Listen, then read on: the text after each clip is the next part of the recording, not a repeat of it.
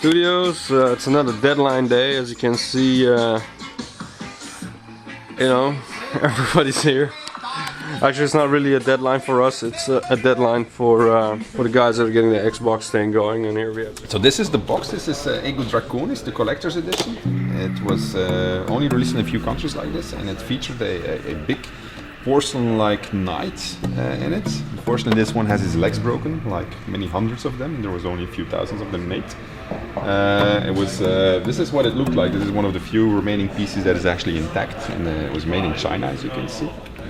And we're very happy, and you can open letters with it, so it's pretty cool. You look at the back of the box, what do you see? It says "Free the dragon within you." It's because in this game you could turn yourself into a dragon. And it also claims that you have dynamic quest structure and all kinds of cool things which feature in an epic role-playing game. Looking back at this now and thinking of what was supposed to be on the back of that box, it's clear that we had to make really a lot of cuts actually. I remember that I went to the UK, pitched it to a major publisher, and the team had been working very hard on preparing a video, and this video was supposed to show the vision behind the game, so what all things were that you were going to be able to do in the game. And so it showed you that you could turn yourself into a dragon at will, anywhere in the game. And you had massive, epic air-to-ground dragon combat. Well, what we actually did was not a single particle. That was just launching a fireball every 20 milliseconds at the enemy, and that made it look like a continuous stream of fire. Just a small moment, you really felt powerful, torching the earth. You couldn't target anyone accurately. You were just spewing fire everywhere, and you couldn't really aim to and yeah, it killed everyone, but it was not really fun or anything. We allowed it for one boss fight. It was against the Dragon Terror Patrol. It was this group of 5 guys that specialized in killing dragons, and they had made a device that prevented you from turning into a dragon. And to stop you from disabling it, one of the guys had swallowed it. But if you killed him, then the thing was disabled, so you could turn into a dragon and kill the rest. But I don't know if anyone ever actually realized that you could do that, because it was not very explicit. They just said that, and yeah, but they were really, yeah, exactly. They were because they were really, really strong. They were kicking your ass. But if you knew that you could just kill one of the 5 and then from then on turn into a dragon and kill the rest, then it was an easy fight. But I don't think anyone ever found out. But it's Dragon Terror Patrol, that's also short for DTP. Yeah. I know. Yeah. That's how smart we are. So yeah, that was a little wink. You wanted to make fun of the publishers, actually? Or? No. It was an homage to them, because, well, yeah, I mean, that's what we do. No, we never make fun of anyone. That's not our style. That you could also turn yourself into a half dragon. So that was a form that we thought up so that you would be able to also turn into a dragon in a dungeon, because if you try to fly in a dungeon, it's rather painful. I think it was balancing wise, because I mean, people would always be a half dragon. There's no downside to being the half dragon. He got back into the game as a as an elf dragon, I think. Dragon elf. Yeah, dragon elf. That was the name. Yeah, we did reuse a model for a species on the ones on... We didn't really reuse him. At first he looked like this. I think it was fun to play, but it wasn't special enough. In the end, I think we just stopped using them because as we started fleshing out the normal hero, the warrior, the melee skills, etc., we noticed those are actually more fun than the half dragon, which only had a limited set of skills. According to programmers, design couldn't do it because it was unbalanceable. And according to design, programs couldn't do it because it was too slow. Exactly, the Xbox didn't do it. We had to remove like half the characters from Dragons. Yeah, it was disgusting. All the animals in Broken Valley as well, like all the animals, they had to be removed because that was too many characters in the same area. You know the killer bunny that appears when you kill 30 bunnies? Then there were not enough bunnies in the game to make it appear. So, and because it was an achievement to kill it, we had to make sure it was in. So we had to put bunnies back in, to make sure we had at least 30, so you could do it. Yeah, it was crazy. We had this half dragon, so we also had a very, very, very extensive combat system which featured all kinds of moves that you could do, including blocking and parrying and evading and jumping in all kinds of directions. And it all looked very neat. We had multiplayer, which was a big feature, so the quests were going to be done such that you could play them in single player, but you were going to have a separate campaign, so you could play in multiplayer. We started off with a different branch in multiplayer, and it worked-ish until halfway, and then we needed more focus on the other parts of the game, so the focus shifted away from multiplayer. And then eventually it became way too much work to get multiplayer back in. Because they couldn't make the quests interesting enough. With multiplayer it's a lot more complex, as we're noticing now. Well, let's just say it's design reasons, but the technical stuff was an added bonus when we scrapped it. Yeah. Because it was a lot of work. But it was actually working. Multiple dragons, the physics syncing, it was all there. I think we had like 30 or 40 large levels that we were going to do, where in the end I think we ended up with 10 or so, or no, even less. Yeah, this is, you remember those... I do remember, I made most of that stuff. Yeah. It's too bad, huh? Interesting Yeah. story. Most of it got scrapped though. Yeah, I remember. I mean, I still have the designs right here.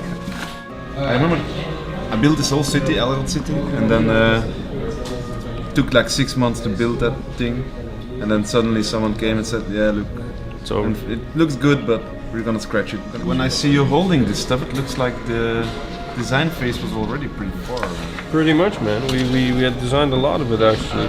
But for some reason it got scratched, Frank. Do you remember why?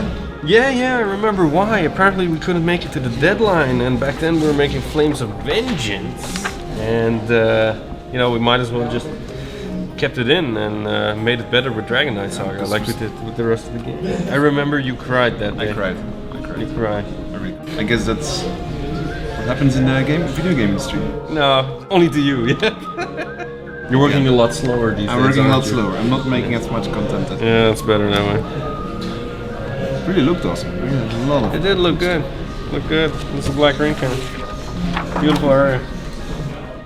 We had an enormous world, and a really, really, really big world, which was necessary because we had all these races that we were going to cover. You had the elves, and the dwarves, and the orcs, and the undead, and the imps, and the lizards, and well, all the races that were ever present in the previous Divinities were present in this game world. As a Dragon Knight, you went around the entire world and met with all the races, and you had to convince all these races to send a delegation to the battle tower, and your battle tower would become sort of your headquarters, or where all your armies would amass.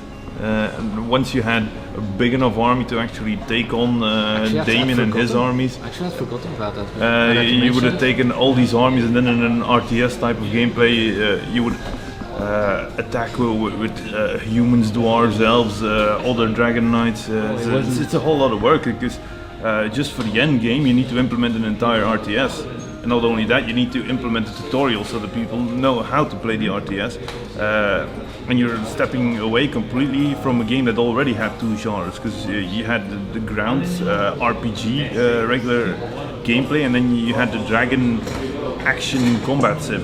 We had a battle tower, which was like a central hub where you were going to accumulate not only troops to help you in the end fight, but also Cyclopses, who were kind of servants that were going to serve you in this tower, and you could customize the tower like it would be a Sims type of game. So it was fairly extensive. Initially, when we were pitching this game, we were trying to sell it to the large publishers, but they weren't interested. They didn't believe that a team from Belgium was capable of doing that. Actually, one of the publishers even told us that Belgium was renowned for not having any artists, and I was so shocked by that when I came back, I vowed that I was going to put him in the game in a not so flattering role. And we did, actually. We made him the guy who is soul-forged to a chicken, and the player in the game is killing chickens all the time. So this guy is total in panic that his soul-forged chicken will be killed. So the pitching to the large publishers didn't work out, despite the best efforts of creating this movie that we had done, which showed all of the features. And so we ended up with publishers with less money, and that meant that we had to make a smaller game. But we said, let's keep the ambitions high, basically like we originally intended them, and see where we end up. And that meant that eventually we had to do a lot of cuts, but it also meant that during the production we found ourselves under a lot of pressure. It's quite hot in here. You can feel the tension. Because game production is divided into different milestones, and these milestones, that's where you get your money from the publisher if you meet them. So it was important for us that we met every single milestone, but in the back of our mind we wanted to put more in the game than was actually originally the intention. Hi, my name is Sven. I will be presenting you Divinity 2 Ego Draconis on Xbox 360. Hi John, I'm going to give you an overview of what we've done in the last month. Hi John, this is Milestone 3, the Broken Valley 2 vertical slice. Every single thing which you see on the screen has been redone. It even got to the point that there was a moment in the development that I went to present the game to the publisher, and the producer and the development director started asking all kinds of nasty questions and hard to answer questions. And I told them, yeah, it's gonna be okay, trust us, we've made RPGs before. And they said, no, we want to see it now because we think that the game is really deeply in trouble. And and I had the impression that actually they were ready to cancel the game. So we agreed that I was going to show them that the game was further ahead than what they could see at the moment by demonstrating some gameplay. And I came back to Larry, and I didn't tell anybody that of these cancellation plans that were running around in their heads, or at least that they had given me the illusion of. But I said to Farhang, our lead designer, I need to have a movie, or at least a series of movies, which shows multiple quest outcomes. And you have 2 weeks to make it, and it's rather important that I get this. And so I remember Farhang was quite angry at me because he said, the engine is not ready, it's not in the state. And I said, well, I still need the movies. I mean, it's for whatever reason. And so he came through, he made the movies, but he didn't have such an easy job making the movies, as far as I remember. Are we rolling? Alright. Hello, ladies and gentlemen. This is Farhang Namna speaking from Larian Studios. Alright, hello, ladies and gentlemen. This is Farhang Namna, the lead designer at Larian Studios.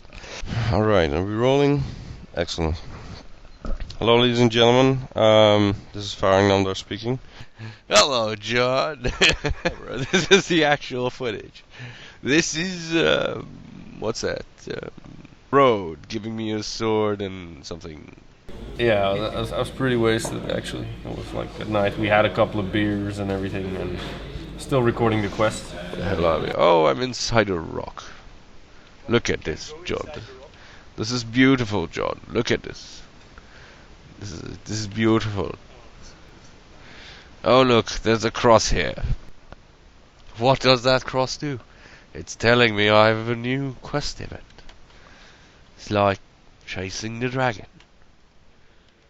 Puff the magic. Like, you know, eventually Sven would, you know, like bribe them or somehow just, you know, go out with them, and everybody would get wasted, and then somehow the milestone would be approved. So yeah, this is what's left over from our QA team, our quality assurance guys, who were doing the testing for Dragon Knight Saga and Ego Draconis. We're going to have to set it up again for Original Sin and Dragon Commander. So we had testers, I think we had over 50 or something. We had testers in Germany, in India, in Romania, in Ireland, in Canada, and obviously also in Belgium. It would have been a better idea actually to put them all in Belgium, but that's a publisher thing. We started getting help from our publishers and also from third-party companies like there was one in Asia, which those guys weren't too good. They were always focused on little details while we wanted different feedback. But they would make up these bug reports that made no sense at all. Like one of the epic ones is the duck is, look at what she makes. She's in Imperial White, and that was the bug report. And we kept sending it back to the guy, like, what do you mean, the duck? And he said, let the duck, problem with duck. But no, that's all we got out of it. What was the problem then? We don't know. It's still a mystery. The duck, it looks fine. It goes like this. There's no problem with the duck. So now we're making this anthology box. This is the prototype actually, and it's bringing back a lot of memories because it spans 10 years of Divinity. Yes, Matthew with a stick. He's famous. He pokes with the stick. See? I think you hurt someone. Yeah, he actually had a stick and a knife. An exact replica of the stick made by Alex was placed in the game. Larian Studios closes in the summer for like 2 weeks, and usually when we close we turn off all the electricity. Now we also turned off the electricity of the big giant fridge. After 2 weeks of heat, it was like something died up there, and I remember Lynn had to call a special team to clean it. It was really these guys in white suits going upstairs. It was amazing. At a certain moment there's like rats running everywhere, and you know, every morning when we'd get in the room it would actually smell like weed, but it wasn't, it was just the dead rats. It was really awful. But apparently you still had fun, so that's... We had plenty of fun. It was like the time you went to the Ardennes. Oh yeah. Is that a good example of that? That is a pretty, Jesus, yeah. It was a pretty nice 19th century building that really looked cool, and I believe the last day we found out that curtains had caught fire, and a lot of things were broken. There were wine stains on the old carpets, you know, like they had really old carpets, like tapestries that were more than 100 years old, that had quite some damage to them. The music was going outside, the window was open, Kirill was playing very loud. We were sitting in the bloody jacuzzi with like 15 guys in a jacuzzi which was meant for 4 persons. And there was another jacuzzi next to it which was with plenty of cold water in which Ken had jumped. This was middle of winter also, right? But yeah, not a lot of people were here that still remember that day. Good days. We had a lot of fun. We really had a lot of fun. But we also had a lot of hard times and a lot of work. And there were a lot of sleepless nights, and the sleepless nights, they were not always caused by the actual work, but sometimes they were the strangest things. I mean, I remember Kirill flooding the office and getting a phone call at 3 o'clock at night by a panicked artist saying, Sven, come to the office. There's water everywhere. The water was really streaming down the stairs everywhere. It was seeping through the ceiling. It was flooded. All the ceiling tiles were damaged. All the carpets, everything that was standing on the floor was ruined. Do you now change your approach on making the RPG? The thing is, you always know where you start, but to be honest, you never know where you're going to end. So the best approach I've learned is that you try to have fun as you make it, and then hopefully that fun is going to brush off on the player and he's going to have fun too. And you do your best. What more can you do? Despite all the overtimes, the long hours, the fights, the everything, at the end of the day, it's still an awesome group of like-minded people who get to make video games. I mean, how many people can say that? Yeah. Well, 40. Yeah, it doesn't have a stick now.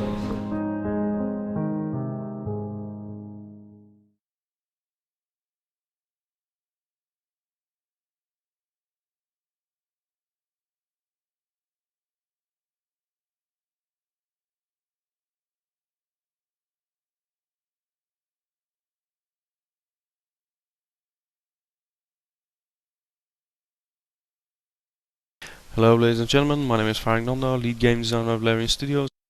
Accept and drag and drop 2 tabs. We have the items and we have the skills. Now if I click on the potion will be mapped on.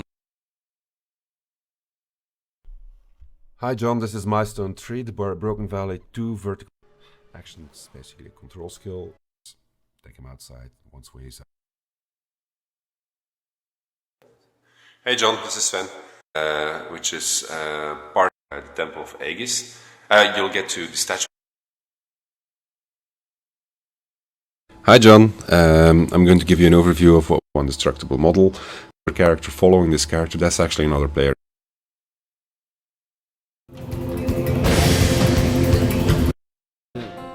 Words that made no sense at all. Like one of the epic ones is the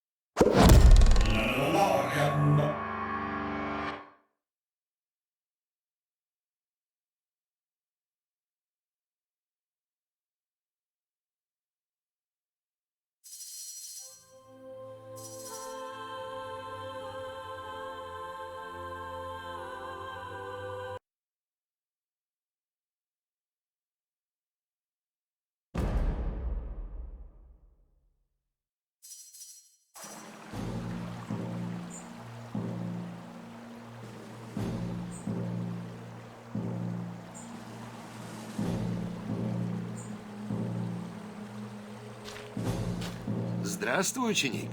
Я рад приветствовать тебя в Светлом.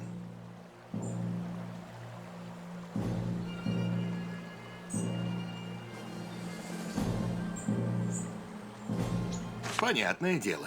Ученик почти оскорбление для любого, кто с 10 лет готовится стать лучшим из лучших. Не волнуйся.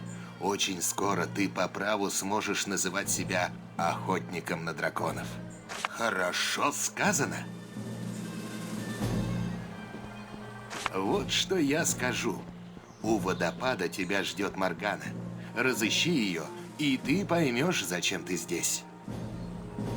Она архимаг.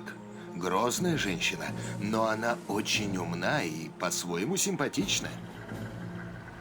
Ее лаборатория на самой окраине деревни, сразу за святилищем избранного. Тебе предстоит несколько разговоров. Не думаю, что кто-нибудь... И тебе того же, охотник.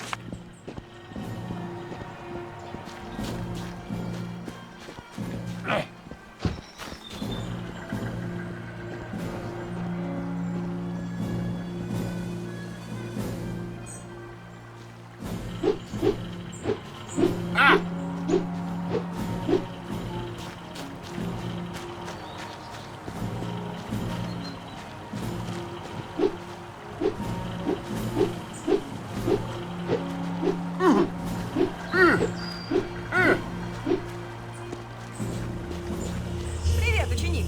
Как дела? Это потому, что ты еще не знаешь, зачем ты здесь. Но скоро ты все поймешь. Сегодня отличная погода, правда? О, да, моя радость. Есть какие-нибудь новости? Я слышала, в дальних краях начали появляться прислужники. Здравствуй, ученик. Меня зовут Изабель. Встретившись с Морганой, обязательно возвращайся ко мне.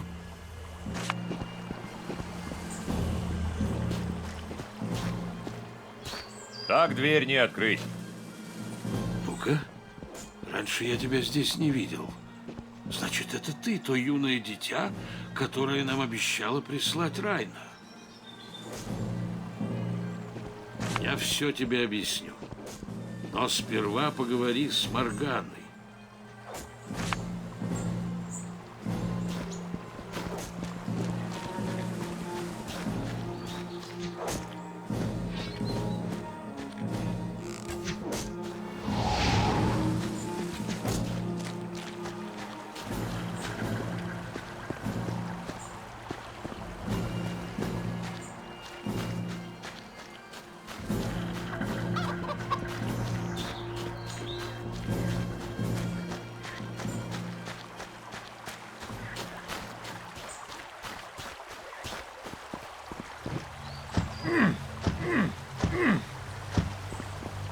Нет, если в нашу травяную вытяжку добавить хотя бы ложку этой бурды, произойдет взрыв. Просто попробовать, несмотря на последствия. Как ты можешь быть таким безответственным? Тебе легко говорить. Ты-то во второй раз не умрешь.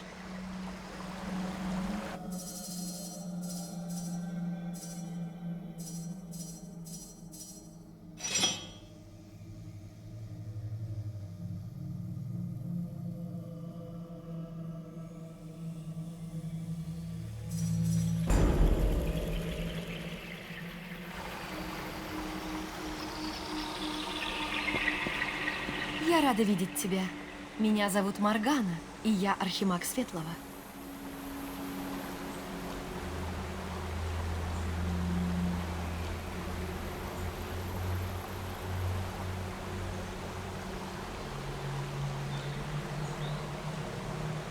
Разумеется.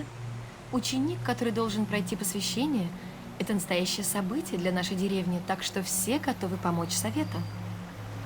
У нас здесь есть чем заняться, но однообразие сельской жизни все же навевает тоску. Впрочем, вернемся к самому главному. Ты здесь, чтобы пройти ритуал посвящения и стать настоящим охотником на драконов.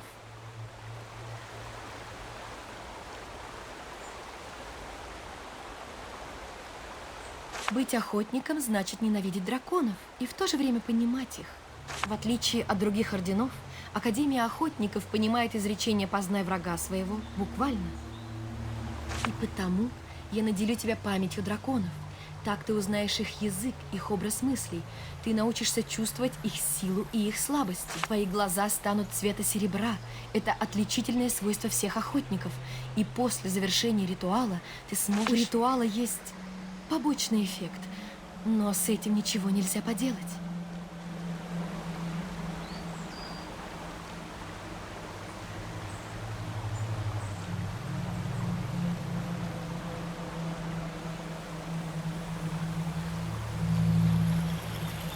Дело в том, что изначально это заклинание не было предназначено для людей.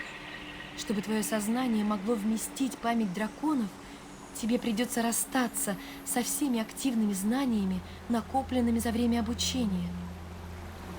Я понимаю, это неприятно, но ты не сможешь стать настоящим охотником без памяти драконов.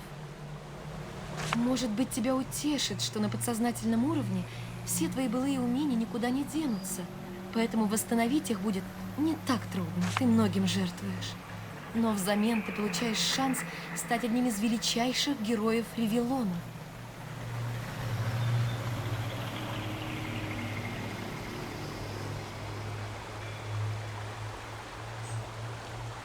В сущности, да. Считай это еще одним подарком памяти дракона. Живых мертвецов, тех несчастных, которые попали в лапы некромантов, видят все. А вот видеть настоящих призраков – способность редкая и полезная. Ты даже не представляешь, насколько полезная.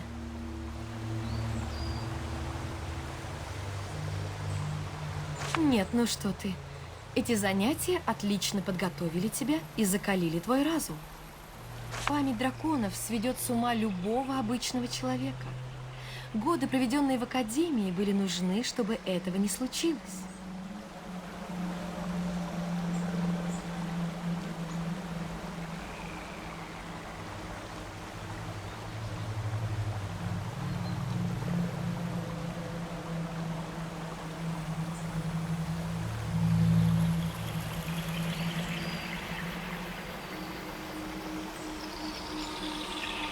Не забывай, даже такие охотники, как Райна или Мариуш, когда-то проходили через этот ритуал, а теперь они стали могущественными воинами.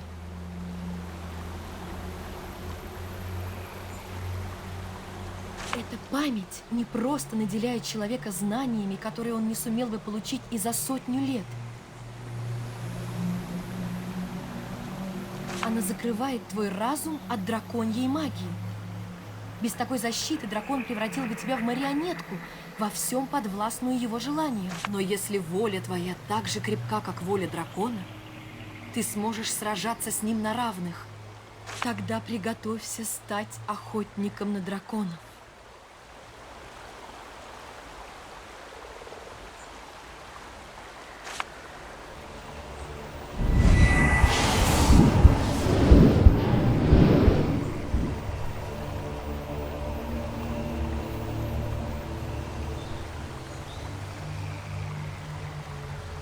Ну вот и все. Будет немного кружиться голова, но это быстро пройдет. Теперь твоя жизнь начнется с чистого листа. Тебя ждут подвиги, чудеса и приключения. Но прежде чем ты отправишься на поиски драконов, обязательно поговори со старыми воинами здесь, в деревне. Альберик, Аравир и Гавейн расскажут тебе о своем искусстве лучше любого другого наставника. И разыщи Изабель. Она научит тебя кое-чему особенному, столь же редкому, как память драконов. Это самое важное, что тебе предстоит узнать сегодня. Да благословят тебя боги, охотник. Теперь осталось заставить это зелье светиться. Никак не могу подобрать подходящий ингредиент. Может, добавим толченых светлячков? Да, состав станет ярче. Но только подумай, какой у него будет вкус.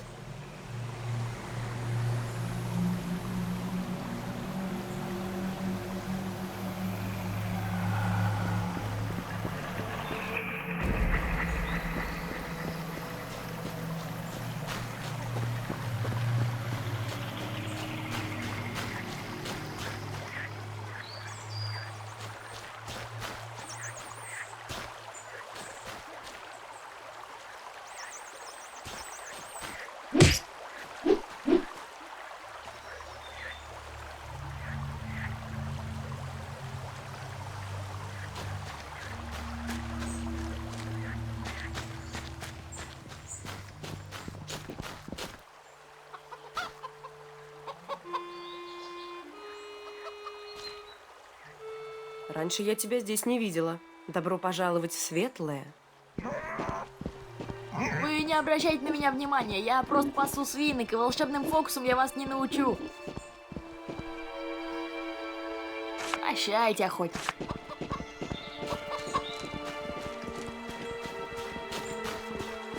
Как я вижу, Моргана уже поработала над тобой. Теперь продолжим. Подумай о чем-нибудь, о чем угодно, и не говори мне.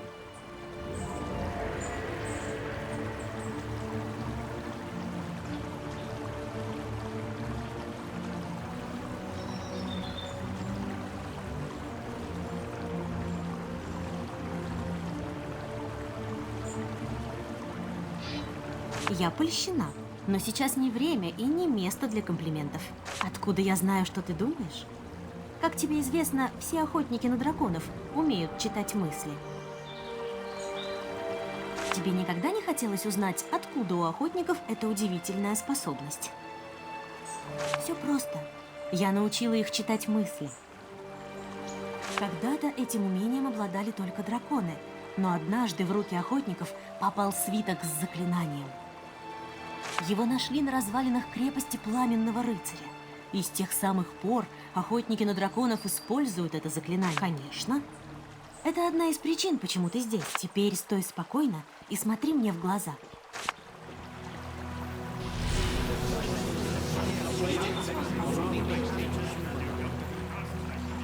Ну вот, теперь никто не утаит от тебя своих секретов. И помни, чем сильнее разум, тем сложнее его прочитать, и тем больше сил требуется на это. Упражняйся в этом искусстве, и ты достигнешь его вершин. Удачи тебе, охотник!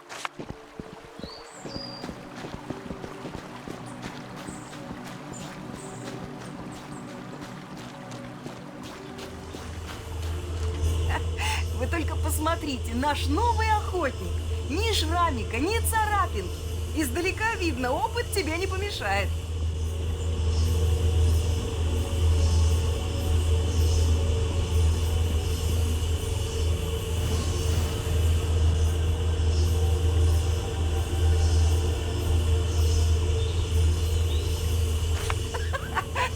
Это правильно, хотя вряд ли у тебя это получится. Чем быстрее начнешь восстанавливать навыки, тем лучше. Только скажи, и я найду, на ком тебе потренироваться.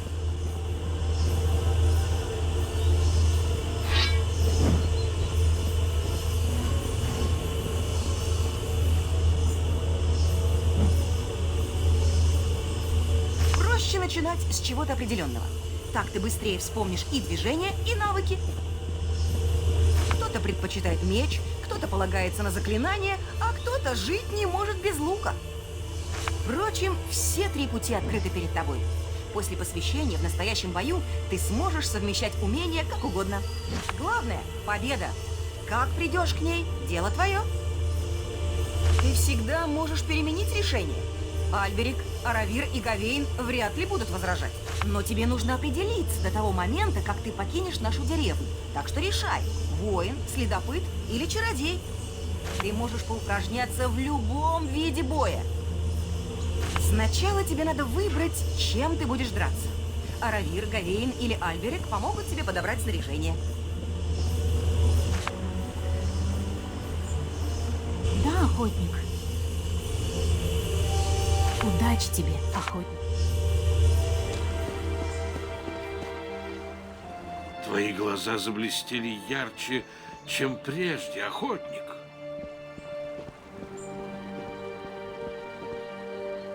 Сразу после посвящения всем нелегко. Тебе придется учить все заново. Впрочем, это не так сложно. Забытые умения восстанавливаются удивительно быстро, а я помогу тебе их припомнить. Меня зовут Гавейн. Я рыцарь ордена, и вся жизнь моя была посвящена клинкам. И если пожелаешь, я научу тебя искусству боя.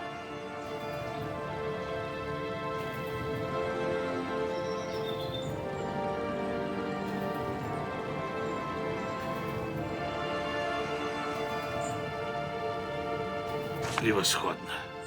В таком случае я наложу заклинание, и дам тебе меч. Разыщи Софью. Она подберет тебе противников для тренировки. Софья говорит, что скоро ты опять будешь махать клинками так, будто и не было никакого ритуала. Из всех путей, открытых перед охотником на драконов, это самый благородный и самый радостный. Каждого врага ты встречаешь лицом к лицу. Ты чувствуешь вкус его крови после каждой победы. Выбери оружие себе по вкусу, и со временем ты станешь неодолимым вестником смерти. Это рыцарский орден, который основал избранник богов вскоре после того, как сам стал полубогом. Без устали мы сражались с темным кругом и его порождениями до того самого дня, когда Великая война окончилась, а избранный пал от руки пламенного рыцаря. Одна мысль о его гибели приводит меня в бешенство. Вы, охотники на драконов, делаете благое дело. Предателей следует уничтожать на корню. Насколько я понимаю, осталось последнее чудовище. Надеюсь, ты успеешь принять участие в охоте. Да пребудет с тобой и...